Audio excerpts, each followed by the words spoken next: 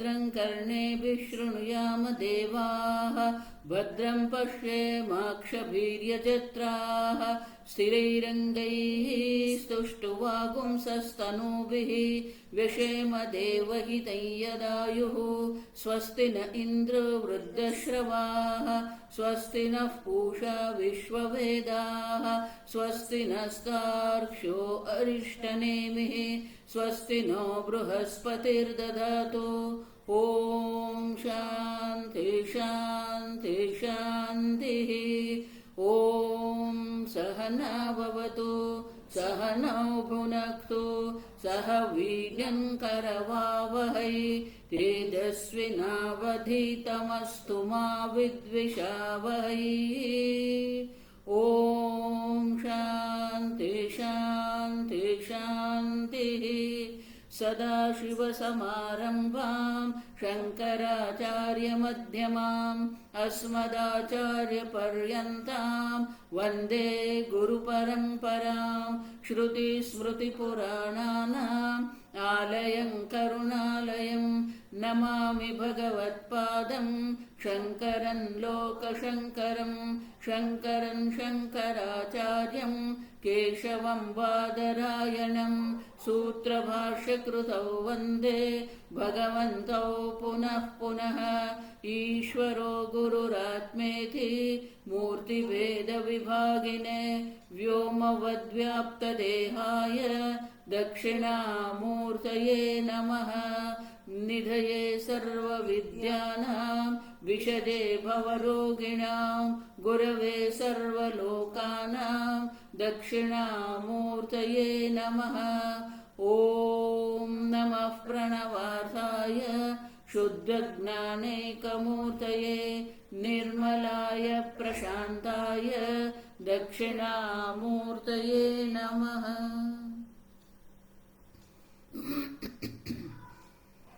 प्रज्ञानां सुप्रदानैः स्थिरचरनिकरव्यापिभिर्व्याप्य लोकान् भुक्त्वा भोगान् सविष्टान् पुनरपि धिषणोद्भासितान् कामजन्यान् पीत्वा सर्वान् विशेषान् स्वपिति मधुरभुं मायया भोजयन्नः मायासङ्ख्यातुरीयं परममृतमजं ब्रह्म यत्तन्नतोऽस्मि यो विश्वात्मा विदिजविषयान् प्राश्यभोगान् स्तविष्ठान् पश्चाच्चान्यान् स्वमतिविभवान् ज्योतिषा स्वेन सूक्ष्मान् सर्वानेतान् पुनरपि शनैः स्वात्मनि स्थापयित्वा हित्वा सर्वान् विशेषान् विगतगुणगणः पात्वसौ नस्तुरीयः।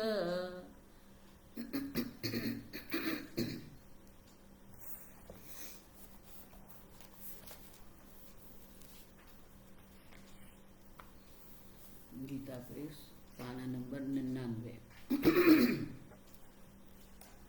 कारिका 18 निश्चितायां यथा रज्ज्वां विकल्पो विनिवर्तते रज्जुरेवेति चाद्वैतं तद्वदात्मा विनिश्चयः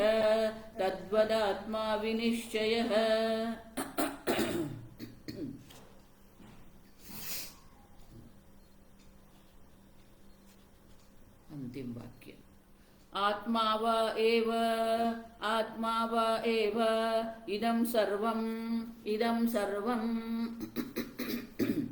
अपूर्वम् अनपरम् अनन्तरम् अबाह्यम् सह बाह्याभ्यन्तरः हि अजः अजरो अमरः अमृतो अभयः एक एव अद्वयः इति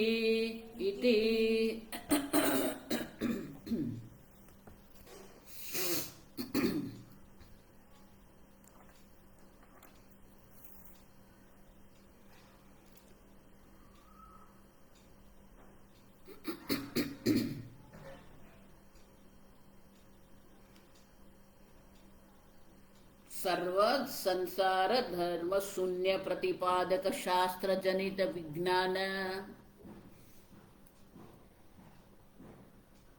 कल हमने देखा कि ये संपूर्ण संसार धर्म शून्य, आत्मा में संसार है ही नहीं। आत्मा अयम आत्मा ब्रह्म, ये जो वाक्य है अयम आत्मा ब्रह्म माने कि ये आत्मा ब्रह्म है, निर्गुण ब्रह्म है। विगत गुण गण पात वसो नस्तुरीय, सर्व प्रकार के गुण रहित, सर्व प्रकार के विकार रहित ये आत्मा है। ये ज्ञान जो है वो ज्ञान कैसे होता है? शास्त्र जनित विज्ञान, वो शास्त्र से उत्पन्न हुआ ज्ञान है। सूर्य आलोक कृत, सूर्य के प्रकाश से जिस प्रकार से यह संपूर्ण जगत प्रकाशित होता है, आप समझो, उसी प्रकार से यह उपनिषद शास्त्र जन्य जो ज्ञान है उसके कारण ही आत्मा का स्वरूप हमारे सामने प्रकट होता है। आप समझो। तो बोले वो वाक्य क्या है? कहां पर ये आत्म तत्व जो है सर्व प्रकार के उपाधि रहित, सर्व प्रकार के गुण रहित, ये आत्मा का निरूपण किया गया है। तो शंकराचार्य जी 2-4 मंत्र हमें यहां दर्शाते हैं। आत्मा वा इदगम सर्वम, आत्मा इदगम सर्वम, यहां जो कुछ भी है, इदम माने क्या है? यहां जो कुछ भी है वो आत्मा मात्र है। सर्वम इदम आत्मा एव उक्ते है पूर्णत्वम तस्य उच्यते। किसी भी प्रकार की अपूर्णता, किसी भी प्रकार की परिच्छिन्नता आत्मा में नहीं है। आत्मा ये सर्व आत्मा है, माने कि आत्मा सर्वव्यापी है, अनंत है। हमने वो चैतन्य स्वरूप आत्मा को एक देह में मर्यादित करके रखा है और इसलिए शास्त्र को कहना पड़ता है यहां जो कुछ भी है वो सर्व आत्मा है, मानी कि आत्मा एक देह में मर्यादित नहीं है, सर्वव्यापी आत्मा है। आत्मा वा इदगुम सर्वम,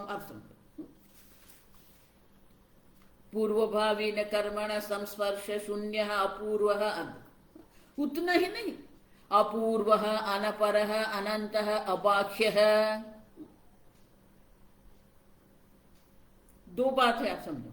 आत्मा एक अद्वितीय सर्वव्यापी है और जो जो आत्मा पर अध्यारोप करके रखा है वो आत्मा नहीं है। नेति नेति ति, आप देखो। और इसीलिए अपूर्व, पूर्वे न संस्पर्श जन्य, आप देखो, स्पर्श संस्पर्श शून्य है। पहले जो हमने आत्मा के बारे में निश्चय किया था, मैं देह हूं, मैं प्राण हूं, वो सर्व प्रकार के उपाधि संस्पर्श शून्य है। अब सोचो, महर्षि बहुत सुंदर कहते थे कि जब हम कहते हैं ये जड़ है, ये चेतन है, आप ठीक से समझो, तो जड़ और चेतन 2 आप जो कह रहे हैं, अब देखो, ये पुस्तक है, ये मेरा हाथ है, तो पुस्तक और हाथ जो दोनों अलग है। हाथ जो है वो हाथ है, पुस्तक जो है वो पुस्तक है, तो दोनों को अलग करने वाला है ना। अब देखो, तो जड़ और चेतन आप जिसको कह रहे हैं, संस्पर्श कह रहे हैं ना, मैं देह हूं, तो आपने देह का आत्मा पर अध्यारोप करके रखा है, तो उसका अर्थ क्या हुआ? देखो, शास्त्र भी जो बात करते हैं ना, हमारे अनुभव के आधार पर शास्त्र चर्चा करते हैं। देहात्म बुद्धि, आप देखो, तो देहात्म बुद्धि जिसको कहते हैं हम, तो देह और आत्मा का संस्पर्श कहां हुआ? आप बताओ। देह जो है पंचमहाभूत का बना हुआ है, जड़ है। आत्मा जो है स्वतः सिद्ध स्वप्रकाश चैतन्य स्वरूप है। तो जड़ और चैतन्य दोनों का स्पर्श संभव है क्या? अब देखो दूसरा, कहां चैतन्य का आरंभ है और कहां जड़ का अंत है। अब ये पुस्तक है जब हम कहते हैं तो ये पुस्तक जो है यहां उनकी मर्यादा है, फिर ये हाथ है यहां पर, तो पुस्तक यहां नहीं, ये पुस्तक यहां समाप्त हो जाता है। अब देखो, फिर ये हाथ है यहां पर, और हाथ और पुस्तक के बीच में आकाश है। वो आकाश क्या है? न पुस्तक है न हाथ है, समझ रहे हो? हस्त भी नहीं है और पुस्तक भी नहीं है। तो दो वस्तु को अलग करने वाला जो होता है वो दोनों में से एक भी नहीं होता है। देखो ये दो देश जो होते हैं ना, दो देश के बीच में जो हम सीमा दर्शाते हैं, अब वो सीमा क्या है?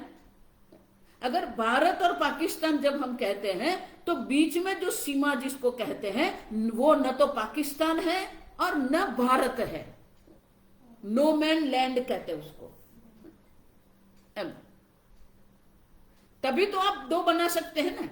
दो बनाने के लिए बीच में जो है, मध्य में जो होता है, वो दोनों में से एक भी नहीं होना चाहिए, तभी तो ये दो बनेंगे ना। अब देखो, तो आत्मा और देह आप दो कह रहे हो, तो कहां देह का अंत है और कहां आत्मा चैतन्य का आरंभ है? आप समझ रहे हो? अब देखो,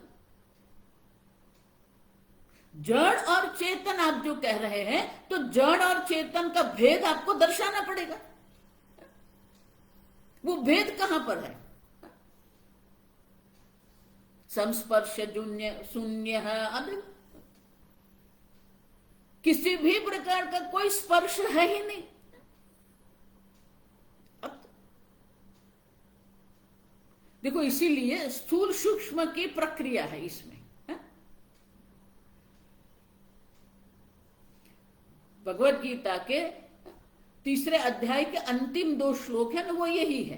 कठोपनिषद में भी वही है, इंद्रियाणि पराण्याहुः इंद्रियेभ्यः परं मनः। आप देखो, ये विषय जो है वो जड़ है, स्थूल है, जड़ है, और इंद्रिय पर मानी सूक्ष्म है, क्योंकि इंद्रिय विषय को ग्रहण करने वाली है। लेकिन इंद्रिय भी क्या है? इंद्रिय परम मन है। आप देखो, इंद्रिय को आत्मा कहते हैं, लेकिन इंद्रिय भी दृश्य है। मन के द्वारा आप देख रहे हो, आंख दर्शन क्रिया करती है कि नहीं करती है, वो आप मन के द्वारा देखते हैं। आंख जो जो विषय मन में लाते हैं, श्रोत्रेंद्रिय द्वारा मन में शब्दादि विषय जो मन में आते हैं, वो सब मन में प्रकट होते हैं। तो इंद्रिय भी स्थूल है, विषय है, जड़ है, और मन है। मनसस्तु परा बुद्धि ही, मन स्थूल है, विषय है, मन में किस प्रकार के संकल्प विकल्प हो रहे हैं वो जानने वाली बुद्धि है। अब बुद्धि है। अब तो बुद्धि भी जड़ है, बुद्धि में किस प्रकार का ज्ञान है, किस प्रकार का अज्ञान है, वो जानने वाले आत्मा आप है, बुद्धिरात्मा। अब देखो, अब समझो, तो बुद्धिरव्यक्त अव्यक्त पुरुष पर। कठोपनिषद में क्या कहते हैं? ये बुद्धि से भी पर सूक्ष्म जो है वो अव्यक्त अवस्था है, कारण अवस्था है। बुद्धि कार्य है, वो उनका कारण जो है, जो अव्यक्त जो माया है, अव्यक्त से भी पर कौन है? पुरुष है।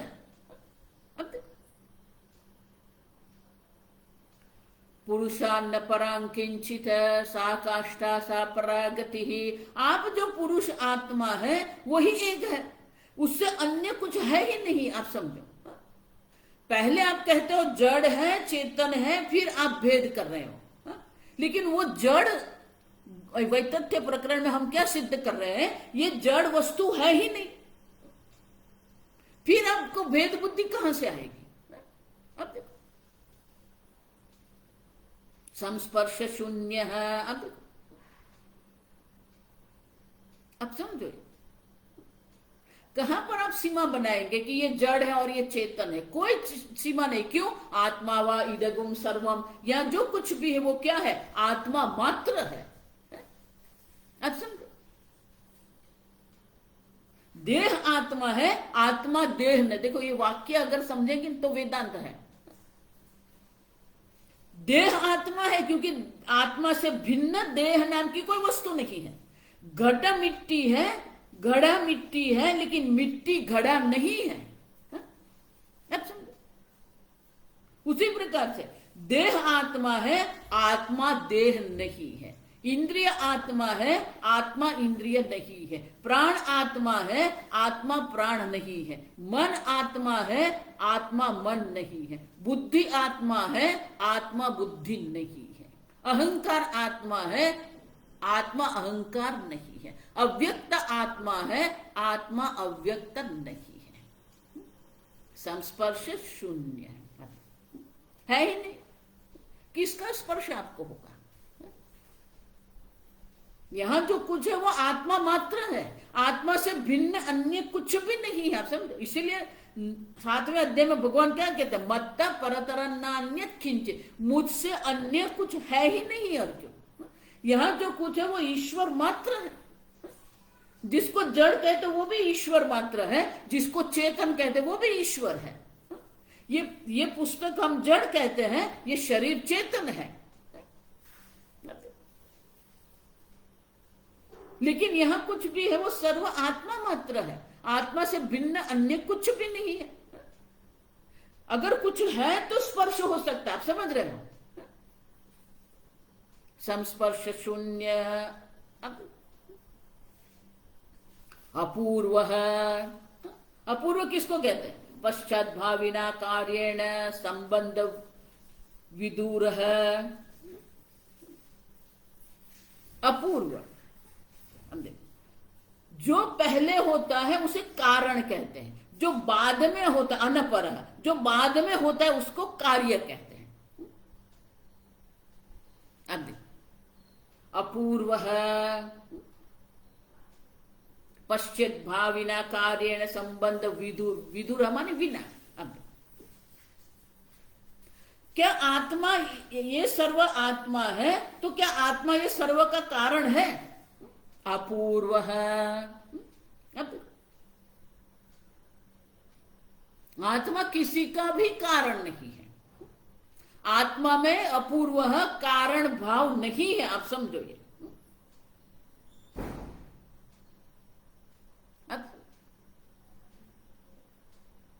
क्योंकि जब तक आप कहेंगे घट है तो घट है और घट उत्पन्न हुआ है और इसलिए घट कार्य है। कारण कौन है? मिट्टी कारण है। आप देखो, जब तक आप घड़े को स्वीकारते हो, कार्य को स्वीकारते हो, तब तक मिट्टी कारण है। देखो यहां तक सब बात ठीक से चलती है। बाद में सब वेदांती लोग भी गड़बड़ करते हैं। आप समझो, घट जो है, घट है आप कह रहे हो। देखो इसलिए मैंने आगे कहा आपके अनुभव के आधार पर शास्त्र चलते हैं। आप कहते हो कि घड़ा है तो शास्त्र कहते हैं कि मिट्टी कारण है। लेकिन अब आप एक सोपान आगे चलिए। मिट्टी से भिन्न घड़े नाम की वस्तु है क्या? नहीं है। तो घड़ा है। अब देखो, जो सत्ता जिसको कहा ना, है मानी सत्ता, तो सही में वहां घड़ा है क्या? वाचारम वणम विकारो नाम अधेयम, आपकी वाणी में घट शब्द है। आप देखो, वाग आलम्बन मानी क्या है? आपकी वाणी में घट शब्द है। बाहर आप जो देखेंगे, आप विश्लेषण करेंगे तो बाहर आपको क्या मिलेगा? घट मिलेगा या मिट्टी मिलेगी? मृत्तिकेत्येव सत्यम। आप देखो, घड़ा है ही नहीं, जो है वो तो मिट्टी मात्र है। तो जब गड़ा ही नहीं है। अब समझो, गड़ा है ही नहीं, क्योंकि जो है वो तो मिट्टी है। शब्द है घट आपके पास, लेकिन बाहर घट वस्तु आप ढूंढने जाते हैं तो आपको क्या मिलता है? आपको मिट्टी मिलती है, घट नहीं मिलता है। इसका अर्थ क्या हुआ? गड़ा है ही नहीं। आप समझो, अब कार्य ही नहीं है तो कारण भाव मिट्टी में है क्या? अपूर्व है। मिट्टी में कारणत्व ही नहीं है। जब तक आप ये जगत का अनुभव करते रहते हैं, ये जगत को सत्य मान के चलते हैं, तब तक हमें कहना पड़ता है कि ये ईश्वर जगत कारण है। लेकिन जब जगत ही नहीं है तो कारणत्व भी विश्व ब्रह्म में जो हम कहते हैं जगत कारणम ब्रह्म, वो भी क्या है? मिथ्या है। कारणत्व भी मिथ्या, अपूर्व माने कि ब्रह्म में कारण भाव भी नहीं है, कारण भाव भी मिथ्या है, अनपर है। अनपर मानी बाद में, बाद में मानी कार्य। आप समझो, पहले पूर्व मानी कारण है, बाद में जो होता है उसको कार्य कहते हैं। आप देखो, तो वो भी नहीं है, कारण भी नहीं है, कार्य भी नहीं है। कार्य कारण रहित, अपूर्व, अनंतर है। आप देखो, कार्य कारण अस्पृष्ट, उभय कल्पना अधिष्ठानत्वेन, दोनों कल्पना है। कार्य भी कल्पना है, कारण भी कल्पना है। अधिष्ठान चैतन्य की दृष्टि से देखते हैं तो कार्य जगत जिसको हम कहते हैं वो भी मिथ्या है, और कारणत्व जो ब्रह्म में है वो भी मिथ्या है। जो सत्य है वो क्या है? चैतन्य स्वरूप आत्मा जो है वही एक सत्य है। अपूर्व, अनपर, अनंत। अब देखो, अनंत है। क्यों अनंत है? क्योंकि कोई मर्यादा करने वाला, मर्यादा करने वाली कोई वस्तु है ही नहीं। अद्वय है। अब देखो, दूसरा है तो मर्यादा रहेगी नहीं। अद्वय है। अब देखो, अब अबाह्य है, कुछ बाह्य ही नहीं है। आप देखो, बाह्य कहां होगा? वो सीमा बनाएंगे ना। ये भारत देश है, ये पाकिस्तान है, तो भारत देश की दृष्टि से पाकिस्तान क्या हो गया? बाहर हो गया। ये जो ये मठ है, मठ मानी कमरा, तो उनकी दीवार है, दीवार के इस और जो है वो उसको अंदर कहते हैं, दीवार की उस और है उसे बाहर कहते हैं। हम देख के जाए, लेकिन सीमा कहां बनाएंगे आप? जो कुछ है सर्व चैतन्य मात्र है, अबाह्य है, बाहर कुछ है नहीं, जो है वो चैतन्य मात्र है। बाहर अंदर की बात कब होती है? जब आप सीमा बनाते हो। और इसीलिए कठोपनिषद में क्या, मुंडक उपनिषद में कहते हैं सबाह्याभ्यंतर है। बाहर है वो भी ब्रह्म मात्र है, अंदर जो अभ्यंतर जो है वो भी ब्रह्म मात्र है। अब और मध्य में जो शरीर बना के रखा है ना, देखो हमारी जो समझ है वो क्या है? शरीर से जो बाहर है उसे हम बाहर कहते हैं, शरीर से जो अंदर है उसे अंदर कहते हैं। तो शरीर को सीमा बनाकर हम कहते हैं ये बाहर है, ये अंदर है। जिस प्रकार से दीवार को सीमा बना के हम कहते हैं ये अंदर है, ये बाहर है। लेकिन शरीर जिसको सीमा बना रहे हैं वो भी क्या है? चैतन्य आत्मा है। अब समझे? और इसलिए क्या कहते हैं, जो बाहर है वो भी चैतन्य स्वरूप आत्मा है, जो अंदर है वो भी चैतन्य स्वरूप आत्मा है, मध्य में देह जो है वो भी क्या है? चैतन्य है। सबाह्याभ्यंतर है। अब समझो,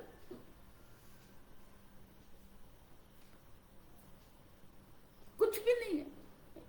अज है, जन्मादि संबंध अभावे कारणम अविद्या संबंध राहित्यम। अब देखो, जन्म रहित अजह, आप देखो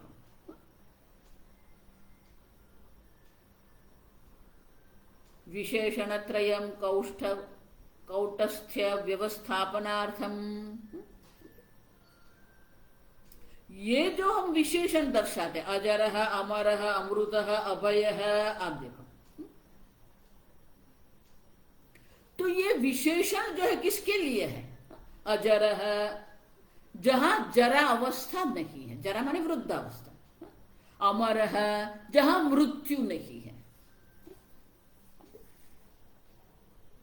अमृतः, क्यों?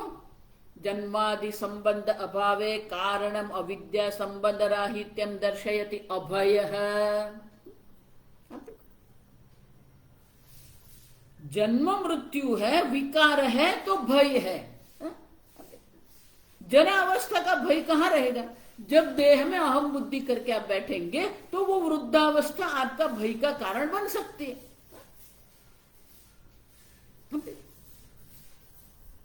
लेकिन है ही नहीं। अभय है, जन्मादि संबंध रहित है, उतना ही नहीं, कारणम अविद्या संबंध राहित्यम अभयम। ये सबका कारण जो अविद्या है, अविद्या से भी आत्मा का कोई संबंध नहीं है। देखो 13वें अध्याय में क्षेत्रज्ञम चापि माम विद्धि जो भगवान ने कहा ना, उसमें भी शंकराचार्य जी का जो भाष्य है, अब देखो अविद्या ही नहीं है। आप समझो, आपने अपने ऊपर ये अध्यारोप करके रखा है, मैं अज्ञानी हूं, मैं मर्त्य हूं, मैं दुखी हूं। अब आत्मा चैतन्य स्वतः सिद्ध स्वप्रकाश है। जिस प्रकार से सूर्य में अंधकार संभव नहीं है, उसी प्रकार से स्वतः सिद्ध स्वप्रकाश चैतन्य आत्मा में अविद्या संभव नहीं है। आप समझो, अविद्या संबंध राहित्यम, कोई संबंध नहीं है। अभय, और इसीलिए अभय है, कोई भय नहीं।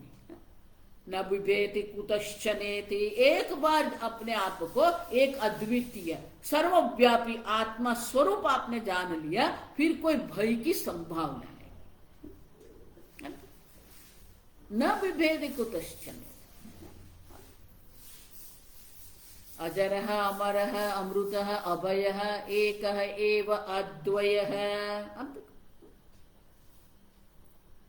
एकः एव पूर्णत्वेन कारण अनपेक्षत्वम। कार्य कारण दो है ही नहीं, एक अद्वितीय आत्मा मात्र। जिसको आप कार्य कहते हैं वो भी चैतन्य स्वरूप आत्मा है, जिसको आप कारण कहते हैं वो भी चैतन्य स्वरूप आत्मा है। एकः द्वैत अद्वैत व्यावृत्त्यर्थम अवधारणम ननु एव अविद्यायाः निराश्रयत्वात्। एकः एव, एव माने क्या है? निर्धारण है, अवधारणम कहते हैं, निश्चय। हिंदी में कहते हैं भारपूर्वक, एक ही। एव माने क्या है? ही, एक ही। आप समझो, तो ये क्यों कहते हैं? माने कि अविद्या भी नहीं है। आप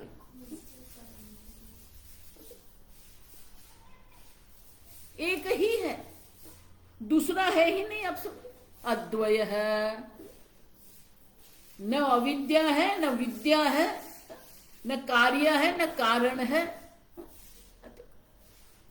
देखो यही प्रश्न नचिकेता का था। अन्यत्र धर्मात् अन्यत्र अधर्मात् अन्यत्र कृता कृताच्च। जो कृत कार्य अकृत कारण, जो कार्य कारण रहित है, जो धर्म अधर्म से भी पर है। भूतात् भविष्यात् अन्यत, जो भूतकाल भविष्य काल वर्तमान काल से भी अन्य, जो कालातीत जो है। वैतथ्य प्रकरण यही है कि अन्य सिद्ध नहीं होता, द्वैत सिद्ध नहीं है। आप समझो, द्वैत मिथ्या है माने कि आप द्वैत की सिद्धि नहीं कर सकते हो। एकः एव अद्वयः,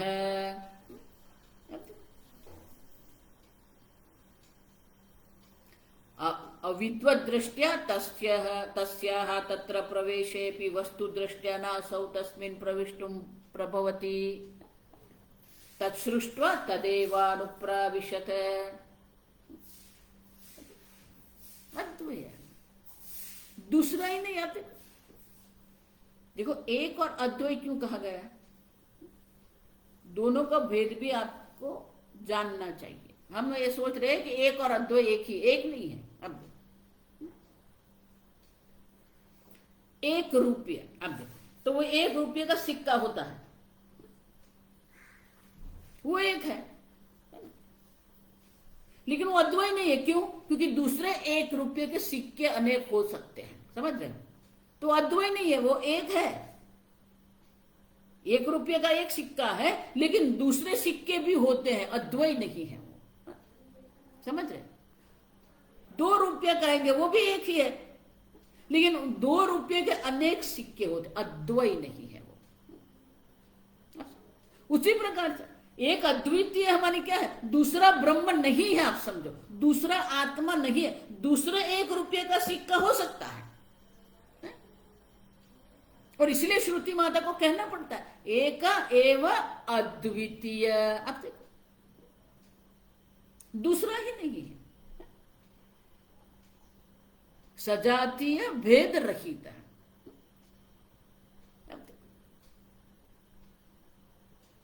1 रुपये का सिक्का, दूसरा 1 रुपये का, तीसरा 1 रुपये, वो सजातीय है।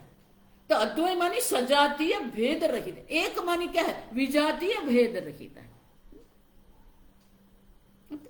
एवकार मानी क्या है, स्वगत भेद रहित। आगे हम देखेंगे ये सब।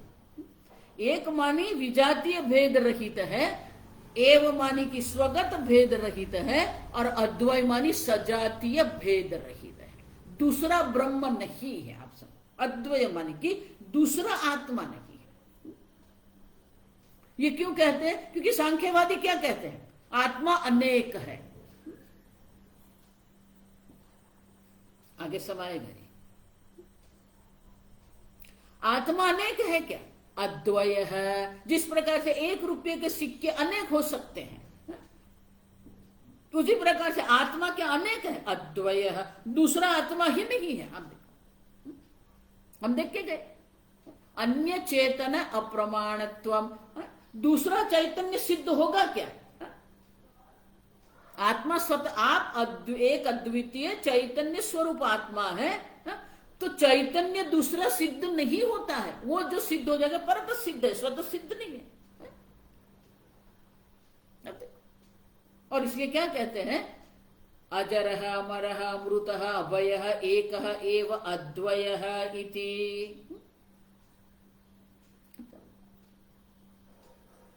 आत्मा से भिन्न अन्य कुछ नहीं है, आप समझो, एक अद्वितीय आत्मा मात्र है। ब्रह्म एव इदगुम सर्वम। देखो ये मंत्र है, आप समझो। देखो इसलिए पिछले जो हमारा हुआ था आगम प्रकरण, तब अंत में हमने 12 मंत्र देखे थे, वो मंत्र याद रखो आप। ब्रह्म एव इदम सर्वम, यहां जो कुछ है ब्रह्म मात्र है, एक अद्वितीय ब्रह्म मात्र, अन्य है ही नहीं। जिसको हम मिथ्या कहते हैं, मिथ्या का अर्थ क्या है, मिथ्या का अर्थ है कि वो नहीं है। घट मिथ्या है माने कि वो है ही नहीं। ये जगत का वैतथ्य हम सिद्ध कर रहे हैं, जगत ही नहीं है, आप समझो। लेकिन आत्मा तद्वद आत्मा विकल्पित है। आगे कहा 17वें कारिका में कहा कि इसी प्रकार से, जिस प्रकार से रज्जु पर अनेक प्रकार की कल्पना की जाती है, उसी प्रकार से ये जीव की कल्पना की गई है, उसी प्रकार से ये जगत की कल्पना की गई है। आत्मा पर अनेक प्रकार के विकल्प हैं, आप समझो। तो वो आत्मा पर जो विविध प्रकार के जो विकल्प किए गए हैं, अब हमें दर्शाते हैं। अब देखो, आत्मा पर अनेक विकल्प जो करके रखे हैं। अब सुनो, आत्मनः द्वितीयत्वे कथम अनेकैहि भावैहि तस्य विकल्पितत्वम्। अगर आत्मा एक अद्वितीय है तो ये अनेक प्रकार के विकल्प आए कहां से? अगर एक अद्वितीय आत्मा ही है, एक ही चैतन्य स्वरूप आत्मा है, तो ये अनेक प्रकार के विकल्प कहां से आए? तो उसके लिए आगे की कारिका हमें दर्शाते हैं, 19वीं कारिका। प्राणादिभिरनन्तैश्च भावैरेतैर्विकल्पितः भावैरेतैर, तई के बाद र बोल, रेफ बोलना है, वी के ऊपर रेफ है, खा मत जाओ। भावैरेतैर्विकल्पितः मायैषा तस्य देवस्य यया सम्मोहितः स्वयं प्राणाभिः अनन्तैः च भावैः एतैः विकल्पितः आत्मा। प्राण, मन, बुद्धि, विज्ञान, देह, इस प्रकार से अनंत विकल्प के द्वारा आत्मा कल्पित किया गया है। अनन्तैः भावैः एतैः अनन्तैः भावैः प्राणादिभिः विकल्पितः आत्मा। अब आत्मा का अनेक विकल्प करके रखा है। 5 कोश जो हम कहते हैं, पंच कोश जिसको हम कहते हैं, वो सर्वसामान्य 5 विकल्प है। सर्व मनुष्य अपने को देह मानते हैं, प्राण मानते हैं, मन मानते हैं, विज्ञान मानते हैं, आनंद मानते हैं, अज्ञान। स्वामी जी उसको अंग्रेजी में यूनिवर्सल मिस्टेक। ये 5 प्रकार की जो विकल्पना है वो सर्वसामान्य है। मैं देह हूं, अब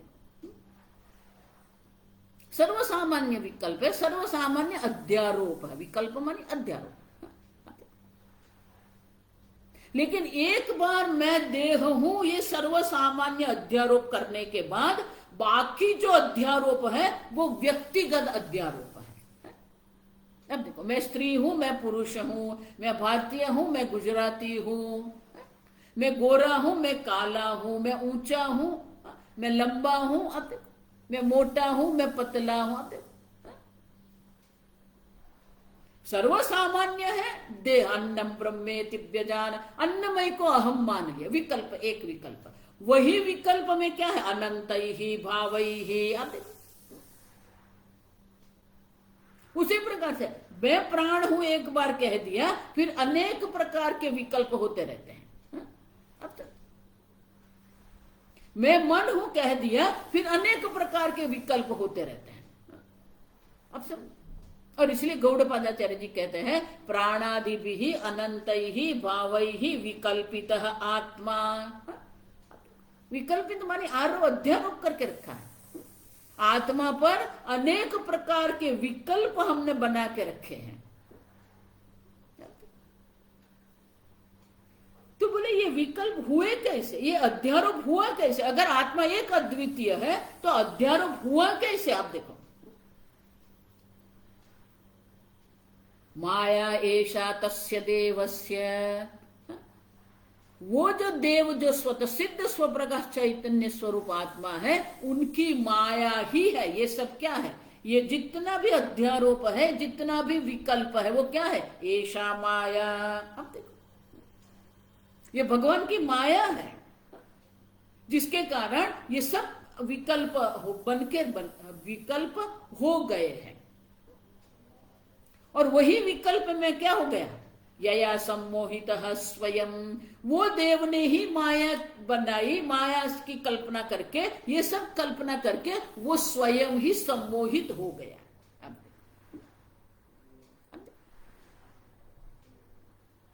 और इस प्रकार से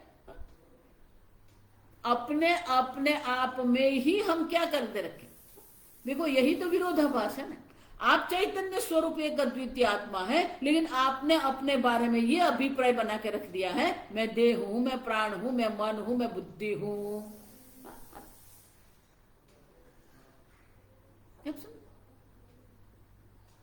भाष्य, यदि आत्मा एकः एव इति, यदि आत्मा एकः एव इति निश्चयः, निश्चयः कथं प्राणादिभिः, कथं प्राणादिभिः अनन्तैः भावैः, अनन्तैः भावैः एतैः, एतैः संसारलक्षणैः, संसारलक्षणैः विकल्पितः, विकल्पितः इति, इति उच्यते।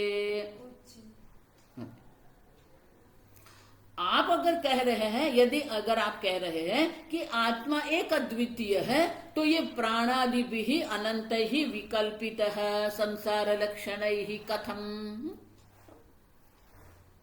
तो फिर ये सब कल्पना कैसे हुई?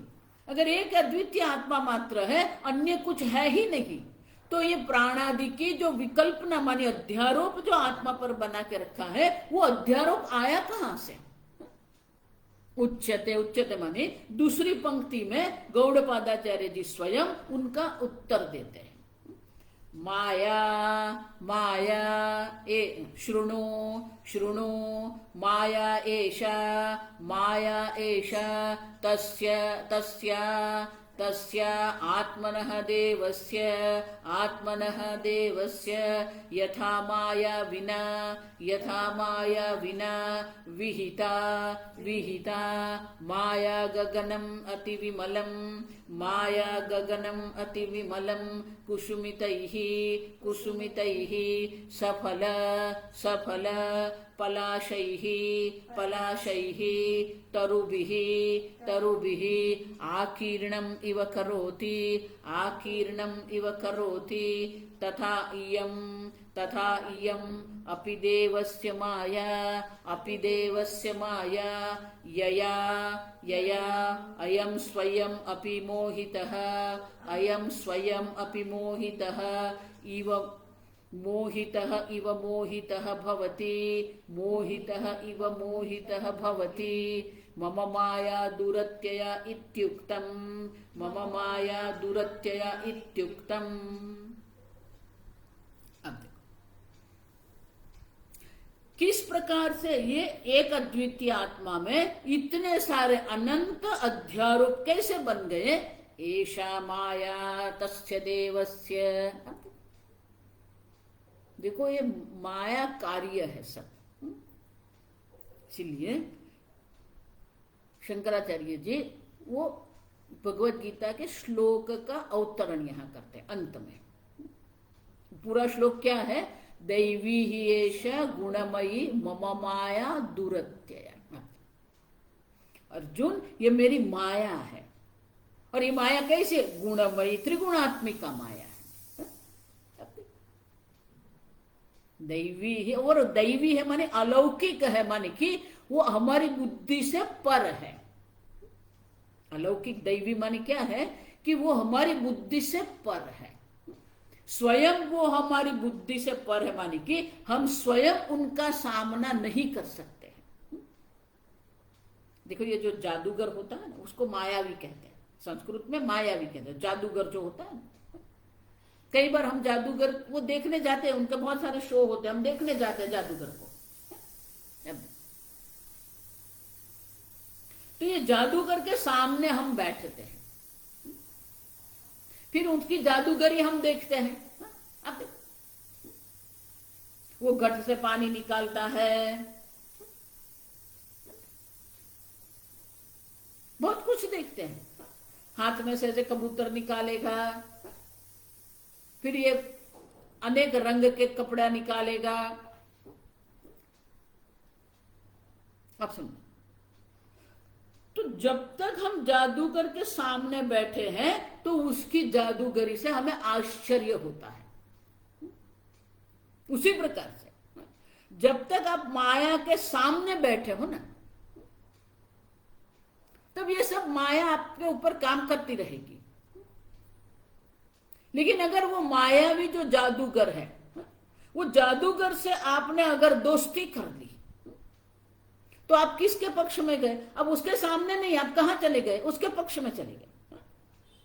तो उसके पक्ष में बैठकर आप देखेंगे तो उनकी जितनी भी चालाकी है वो सब आपको समझ में आ जाएगी। फिर वो जादूगर जादू नहीं रहेगा आपके लिए। क्यों? कैसे उसने कबूतर निकाले, मानी पहले से कबूतर कैसे रखे थे, वो सब आप जान गए। वो लड़की को काट दिया, उसके 2 टुकड़े हो गए, अब देखो। लेकिन उनके पीछे ट्रिक कहते हैं उसको, चालाकी मानी ट्रिक। वो उनकी चालाकी क्या है, उनकी ट्रिक क्या है, वो आप अगर उनके पक्ष में बैठे तो सब दिखेगा आपको। सामने है तो वो जादूगर है, लेकिन उसके पक्ष में अगर चले गए तो वो जादू नहीं रहेगा आपके। अब देखो, तर्क की दृष्टि से समझते हैं तो किसी भी वस्तु का कारण हमें जब हम नहीं जानते हैं तो उसको हम जादू कहते हैं, चमत्कार कहते हैं। अब देखो, आजकल चलता है ना, बहुत कुछ चलता है, चमत्कार जिसको माने उसके पीछे क्या कारण है वो हम नहीं जानते हैं, इसलिए वो हमारे लिए चमत्कार है। लेकिन जब उसके पीछे का कारण हम जान लेंगे, फिर वो चमत्कार रहेगा क्या? नहीं। फिर वो जादू रहेगा क्या? नहीं।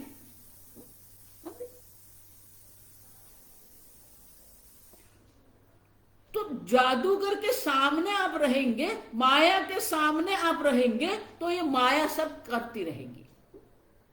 अब देखो, लेकिन माया जो है वो माया स्वतंत्र है नहीं। तस्य देवस्य माया, अब देखो, माया स्वतंत्र नहीं है। वो जो चैतन्य स्वरूप आत्मा है उनकी माया है। माने कि वो माया किसकी है? माया किसको अधीन है? वो देव जो परमात्मा है उसके अधीन माया है, माया स्वतंत्र नहीं है। तस्य माया, आप देखो, ये जो एक अद्वितीय आत्मा है उनकी माया है। माने कि माया स्वतंत्र नहीं है। देखो वही बात भगवान कहते हैं, मायाध्यक्षेण प्रकृति ही सूयते सचराचर। ये सब विकल्पना जो माया कर रही है वो स्वतंत्र रूप से नहीं कर रही है, मेरे अध्यक्षता में, मेरे सानिध्य में माया ये सब कल्पना करती है। मानी माया स्वतंत्र नहीं है। माया का अपना अस्तित्व किसके आधार पर है? मायावी पर है। माया स्वतंत्र रूप से कुछ नहीं कर सकती, मायावी के अधीन रहकर ये संपूर्ण विकल्पना माया कर रही है।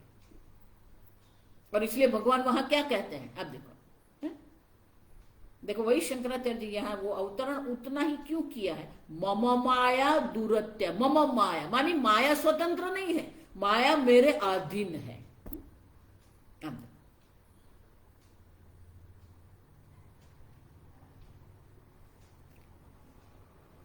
मायाम तु प्रकृतिम विद्धि मायिनम तु महेश्वरम। माया प्रकृति है, माने कि माया में जगत की विकल्पना करने की संभावना है, लेकिन वो स्वतंत्र है नहीं। मायावीनम महेश्वरम, जो ईश्वर जो है वो मायावी है। मायावी माने कि जो माया को अपने वश में रखने वाला है। अब तस्य देवस्य माया एषा, माया स्वतंत्र नहीं है। मम माया दुरत्या। तो जब तक आप माया के सामने रहेंगे ना, तब ये सब गड़बड़ चलती रहेगी। दुरत्यया भगवान कहते हैं उसको पार करना संभव नहीं, अत्यंत कठिन है। दुरत्यय माने कि उसको पार करना अत्यंत कठिन है। जिस प्रकार से जादूगर से हमने दोस्ती कर दी तो जादू नहीं रहा, उसी प्रकार से हमें भी क्या करना है, जो मायावी है उससे आप दोस्ती कर लो, उसकी भक्ति करो। इसलिए भगवान क्या कहते हैं, मामेव ये प्रपद्यन्ते मायामेतां तरन्ति। देखो अनुवाद पढ़ने से कुछ समझ में नहीं आएगा, आप समझना, शास्त्र श्रवण करने से ही समझ में आता है। इसलिए भगवान क्या कहते हैं, तू मेरे पक्ष में आ जा। लेकिन हम संसार के पक्ष में ही बैठे रहते हैं, ईश्वर के पक्ष में जाते ही नहीं है, आप समझना। हम किस पक्ष में बैठे हैं? उस संसार में ही बैठे हैं। जिस प्रकार के जादूगर के सामने हम बैठे हैं, उसी प्रकार से ईश्वर के सामने हम बैठे हैं। इसलिए माया काम करती रहेगी। यया सम्मोहित। अब देखो ये मोहित क्यों हो रहे हैं? मायावी के शरण में आप जाइए। मामेव ये प्रपद्यन, एवकार है वहां पर। एवकार माने भार पूर्वक कहते हैं, जो मेरे शरण में आएगा वही माया को पार करेगा। अब समझ रहे हो मैं क्यों आग्रह करती हूं कि जिस संप्रदाय में ईश्वर नहीं है वो वैदिक संप्रदाय नहीं है। आप समझो, पागल मत बनो ऐसे संप्रदाय के पीछे। भले उनके पास करोड़ है, भले उनकी व्यवस्था बहुत बड़ी है, भले उनके करोड़ नहीं 5 करोड़ भी उनके अनुयायी हैं, लेकिन जहां ईश्वर नहीं है वो वैदिक संप्रदाय नहीं है। आप समझो। दूसरा, वैदिक संप्रदाय में कहीं पर भी व्यक्ति पूजा नहीं है। कहीं पर भारद्वाज मुनि के मंदिर नहीं बने हैं, कहीं पर व्यास भगवान के मंदिर नहीं बने हैं, कहीं पर पिपलाद मुनि के मंदिर नहीं बने हैं। आजकल लोग गुरु के मंदिर बना के, गुरु की मूर्ति बना के बैठ गए हैं। और हम लोग भी पागल है, वो मानते हैं कि ये सब वैदिक है। कुछ भी वैदिक नहीं, कुछ भी हिंदू नहीं है। माम एव प्रपद्यन्ते, जो ईश्वर के शरण में जाता है, जो ईश्वर के पक्ष में बैठता है, वो माया को पार कर सकता है। जब ईश्वर ही नहीं है तो किसके शरण में वो जाएंगे? आप समझो, ये सब अनीश्वरवाद है। ईश्वर को स्वीकारते ही नहीं है वो। गुरु को ही ईश्वर बना के रख दिया है। आप समझो, ये सब हिंदू धर्म नहीं है। भले वो मंदिर बनाएंगे, उतना ही नहीं, वो गुरु के गायत्री मंत्र बना के आपको उल्लू बना रहे हैं। मैं ये कुछ गलत नहीं कह रही हूं, मैं नाम नहीं बोलूंगी। ऐसे बहुत सारे संप्रदाय हैं जिन्होंने अपने गुरु के नाम पर गायत्री मंत्र बना के रख दिया है, अपने गुरु की मूर्ति बना के रख दिया है, और वही मूर्ति की पूजा करते हैं। ऐसे आपको बहुत बड़े बड़े आश्रम मिल जाएंगे। इसलिए मैं कहती हूं कि बाह्य देखाव से, बाह्य जो दिखावा है उससे प्रभावित मत हो जाइए आप। उनका सिद्धांत क्या है वो देखिए आप। लोग बाह्य, इसके पास इतनी गाड़ी है, इतना बड़ा आश्रम है, इतने बड़े अन्य, ये सब बाह्य है। अब ये सब वित्तेषणा, पुत्रेषणा, लोकेषणा है ये। अब सब हम उसके पीछे पड़ते हैं। बाह्य व्यवस्था से कोई वस्तु सिद्धांत नहीं बनती है, कोई वस्तु वैदिक नहीं बनती है। इसीलिए भगवान स्पष्ट रूप से कहते हैं, मामेव ये प्रपद्यन्ते मायामेताम तरन्ति। अब जब तक वो माई जो परमात्मा है उनके शरण में आप नहीं जाएंगे, उनके पक्ष में आप नहीं बैठेंगे, तब तक ये माया जो है उसको आप पार नहीं कर सकते। कोई भी व्यक्ति स्वतंत्र रूप से माया पार नहीं कर सकता है। ईश्वर के अधीन रहने से ही माया पार होती है। आप समझो। और इसीलिए जो ईश्वर के अधीन नहीं है, जो ईश्वर को समर्पित नहीं है, वो क्या करते हैं? यया सम्मोहितः स्वयं, वो स्वयं उनकी ही माया है, उनकी ही माया से वो स्वयं सम्मोहित होकर बैठा है। आप स्वतः सिद्ध स्वप्रकाश चैतन्य स्वरूप आत्मा है। आपने ही अपने ऊपर अनेक प्रकार की कल्पना करके रखी है, और वही कल्पना में आप मोहित होकर बैठ गए हैं। आप ऐसे मोहित होकर बैठे हैं, ये मेरी पत्नी, ये मेरा घर, ये मेरा आश्रम, ये मेरे शिष्य, ये मेरी वित्त। स्वामी जी बहुत सुंदर कहते थे, जितनी लंबी दाढ़ी होती है, अब देखो हम सोचते हैं कि ये गुरु है। आश्रम से गुरु आप निश्चित करेंगे। उनकी सफेद दाढ़ी से आप निश्चित करेंगे ये गुरु है। आप समझिए, अब बाह्य दिखावे पर इतने प्रभावित होते हैं, यही तो उनकी चालाकी है। ये जितने संप्रदाय है ना, ये सबकी चालाकी है। बाहर से इतना व्यवस्थित वो हमको दर्शाते हैं कि हम उसके ऊपर प्रभावित हो जाते, ये उनकी चालाकी है। ये उसी में हम फंस जाते हैं। आप समझो, उनका सिद्धांत क्या है? सर्व संप्रदाय जो है, दो वस्तु को, आप समझो, उसको बाईपास कहते हैं अंग्रेजी में, उनकी अवगणना करते हैं। बाईपास करते हैं मतलब उनकी एक ईश्वर की भक्ति की अवगणना करते हैं, दूसरे शास्त्र अध्ययन की अवगणना करते हैं। वो गुरु को ही भक्ति बना के चलते हैं। न ईश्वर की भक्ति है, न शास्त्र का अध्ययन है। देखो आगे की कार्यक्रम हम देख के गए, शास्त्र जनित विज्ञान। अब आत्मा वा आत्मा एव द्रष्टव्यम। अब देखो, आत्मदर्शन के लिए क्या करना पड़ेगा? श्रोतव्य, मंतव्य, निधिध्यासितव्य। अब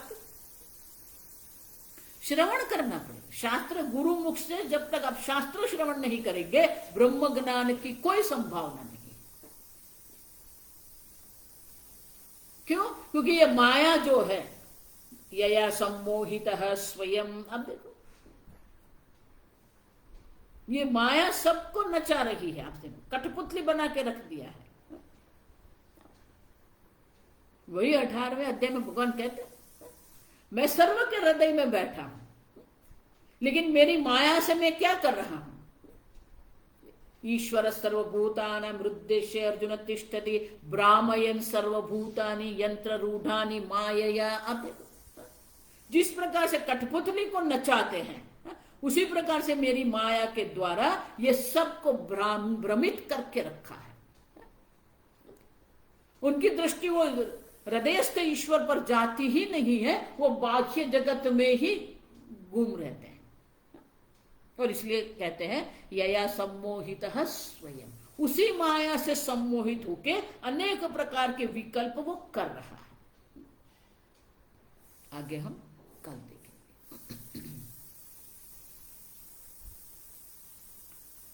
ओम असतो मा सद्गमय तमसो मा ज्योतिर्गमय मृत्योर्मा अमृतंगमय। ओम पूर्णमदः पूर्णमिदं पूर्णात् पूर्णमुदच्यते पूर्णस्य पूर्णमादाय पूर्णमेवावशिष्यते। ओम शांति शांति शांति।